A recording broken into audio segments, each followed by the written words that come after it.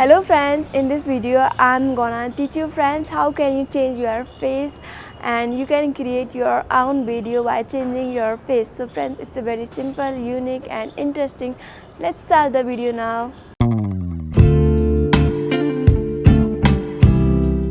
So guys, first of all install the app name is MSQRD. Okay, now I just open this app, give the all permissions, and guys you can see front camera like this, and guys you have to click use MSQRD without signing in. Okay, so guys here you can see different kind of templates. Here you can talk, you can change your face like this is a very popular app. So it's looking very here, want to face, need to face.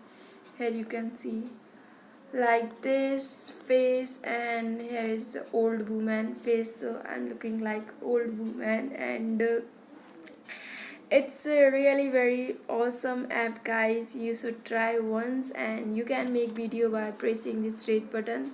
Thank you so much for watching this video friends. If you have any questions, comment below. Anything you want, like this video, subscribe to my channel for more video, and I'll see you soon with the new video. Till now, bye guys.